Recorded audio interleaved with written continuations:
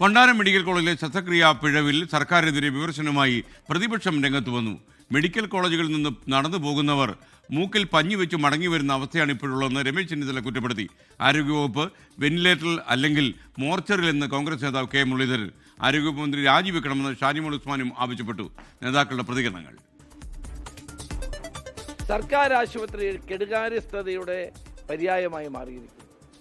പാവപ്പെട്ട ആളുകൾക്ക് മെഡിക്കൽ കോളേജിൽ പോകാൻ പറ്റില്ല, സർക്കാർ ആശുപത്രിയിൽ പോകാൻ പറ്റില്ല. എല്ലാ സിസ്റ്റത്തിന് തകരാറാണെന്നാണ് മന്ത്രി പറയുന്നത്. സിസ്റ്റം നന്നാക്കാനാണല്ലോ ഈ മന്ത്രി ഇവിടെ ഉള്ളത്. സിസ്റ്റം തെറ്റാണെങ്കിൽ, അപകടമാണെങ്കിൽ അത് നന്നാക്കാനല്ലേ മന്ത്രി ഉള്ളത്. മന്ത്രി ഒരു അക്ഷരം മിണ്ടുന്നില്ലല്ലോ. ഒരു ന്യായീകരണവും ഗവൺമെൻറ്റിൻ്റെ ഭാഗത്തുനിന്നോ സർക്കാരിൻ്റെ ഭാഗത്തുനിന്നോ ഉണ്ടായാൽ അത് നമുക്ക് സ്വീകാര്യമല്ല. അടിയന്തരമായി അവരുടെ മുഴുവൻ ചെലവ് വഹിക്കണം.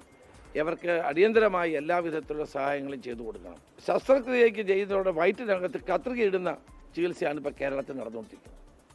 സർക്കാർ ആശുപത്രിയിൽ മെഡിക്കൽ കോളേജിൽ നടന്നു പോകുന്നവൻ മൂക്കിൽ പഞ്ഞി വെച്ച് തിരിച്ചു വരുന്ന കാലമാണിപ്പം.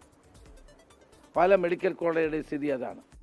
ആരോഗ്യവകുപ്പിനെ സംബന്ധിച്ച് പറയുമ്പോൾ ആ വകുപ്പ് വെന്റിലേറ്ററിലാണോ മോർച്ചറിയിലാണോ എന്നാണ് സംശയം. ഇത്രയും ലാഘവത്തോടുകൂടെ സർക്കാർ ആശുപത്രികളിൽ രോഗികൾക്ക് തിക്താനുഭവം ഉണ്ടായാൽ പിന്നെ സർക്കാർ ആശുപത്രിയിൽ പോകാൻ ജനങ്ങൾ ഭയപ്പെടില്ലേ? ആരോഗ്യ കേരളം ഒന്നാമത് എന്ന് പറഞ്ഞുകൊണ്ട് കൂറ്റൻ ബോർഡുകൾ സ്ഥാപിച്ച് കേരളത്തിലെ സർക്കാരും ആരോഗ്യവകുപ്പ് മന്ത്രി വീണ ജോർജും കേരളത്തിൻ്റെ മുഖ്യമന്ത്രി ശ്രീ പിണറായി വിജയനും മുന്നോട്ട് പോകുമ്പോൾ ആരോഗ്യ വകുപ്പിൻ്റെ പിഴവുകൾ തുടരെ ഉണ്ടായിക്കൊണ്ടിരിക്കുകയാണ്. അപ്പോൾ ഈ പിഴവുകളെ സംബന്ധിച്ച് പറയുമ്പോഴും ഓരോ ദിവസവും ഉണ്ടായിക്കൊണ്ടിരിക്കുന്ന ഇത്തരം പിഴവുകളെ വളരെ ലാഘവത്തോടു കൂടി കാണുന്ന സർക്കാർ സംവിധാനത്തിൻ്റെ ഇത്തരത്തിലുള്ള നിലപാട് ഒരു കാരണവശാലും അംഗീകരിക്കാൻ കഴിയില്ല.